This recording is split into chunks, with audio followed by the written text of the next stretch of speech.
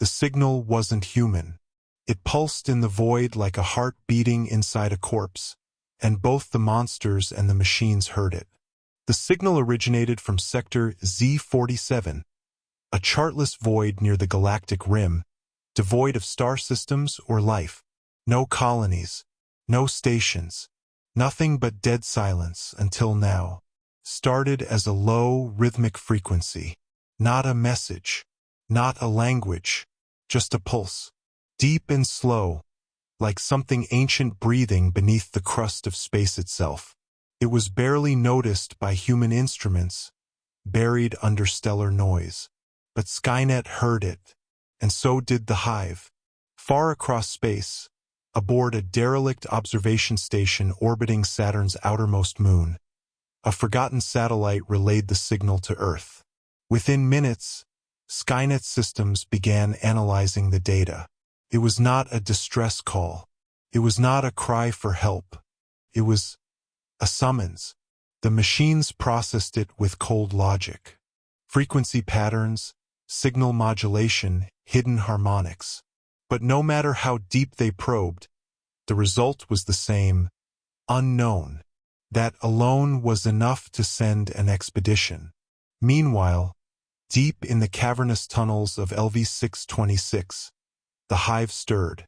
The queen raised her elongated head, her dark eyes staring into nothing, but feeling everything. The signal echoed through her like a scream across eternity. Her eggs quivered. Her warriors hissed. Without understanding it, they knew they had to go. The destination: Planet Zeta Hydra 9, an unremarkable rocky planet lost in shadow, with no atmosphere to speak of and tectonic activity so erratic it was considered too unstable for life. But under its jagged surface something pulsed, and it was calling.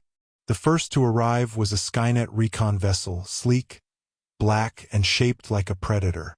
On board were 4 advanced infiltrators, led by a T-850 model, designation XN5. It wasn't equipped with emotions, but something in its neural net hesitated when scanning the planet. The signal was still active, louder now, penetrating every frequency range, even leaking into electromagnetic bands Skynet hadn't used in decades. "We are not alone," XN5 said to the others. They descended. Meanwhile, a xenomorph spore ship, grown rather than built, slithered into orbit hours later. It bore the markings of the hive's ancient caste, spores embedded into the walls, warriors in dormant sleep. At its core, the queen had nestled herself into the biopilot chamber. She could hear the call more clearly now.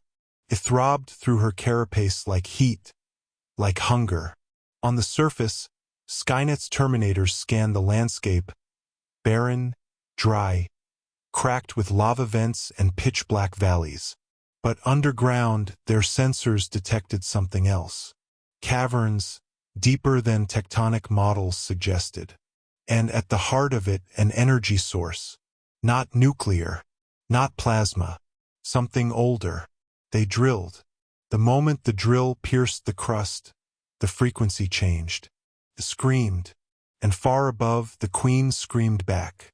The xenomorph ship dropped from orbit like a dying comet, crashing into the rocky plain miles away. The explosion scattered molten debris, but the hive emerged unharmed. Crawling, slithering, sprinting toward the source. Toward them, Skynet's tactical systems instantly recalibrated. Xenomorphs were a known threat. Their biology was a danger to machine systems. Their acid blood corroded metal. Their reproductive cycle was parasitic. Kill on sight. The battle began. Warriors leaped onto Skynet's drill platform, slashing at steel and circuits. Plasma bolts ripped through flesh, melting carapaces. One Terminator's arm was torn off by a drone, but it retaliated by crushing the drone's skull with its remaining fist. Acid blood hissed against its armor. But then the queen arrived. She wasn't like the others. Taller.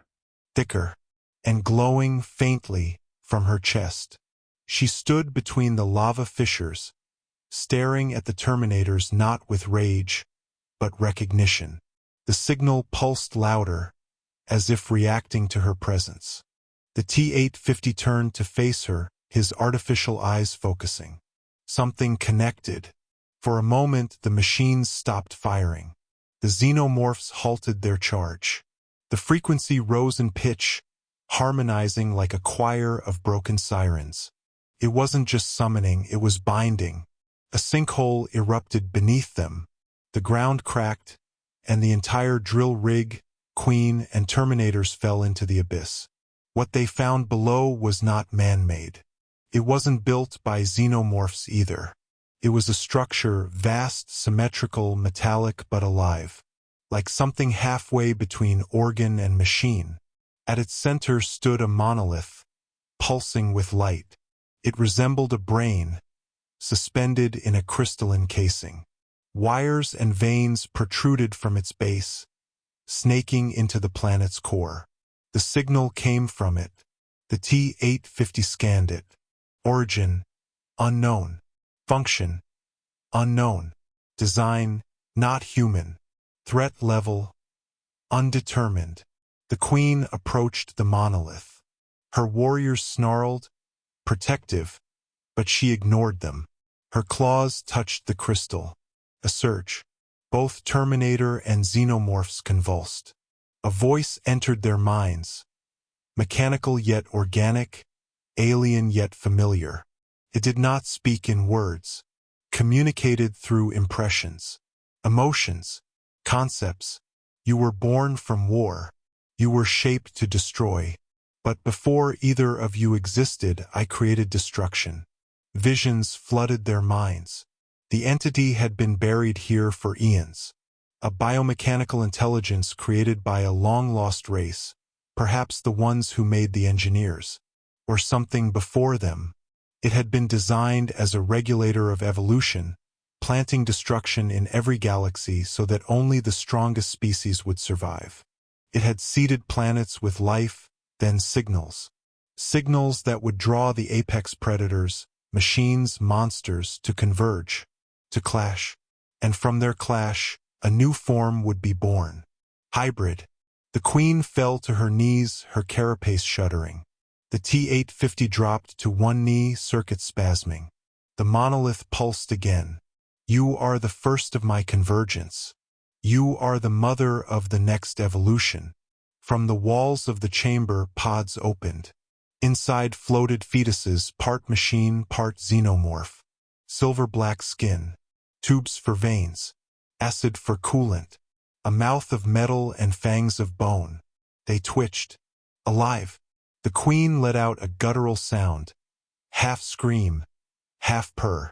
The T-850 stood, his directives overridden. His mission protocols altered. A new purpose was etched into his core. Protect the Nexus. Guard the hybrids. Up above, the surface shook. Lava erupted as the planet began to react to the convergence. Skynet reinforcements arrived, but their signals were jammed. The Queen's hive attempted to follow, but were cut off by the collapse.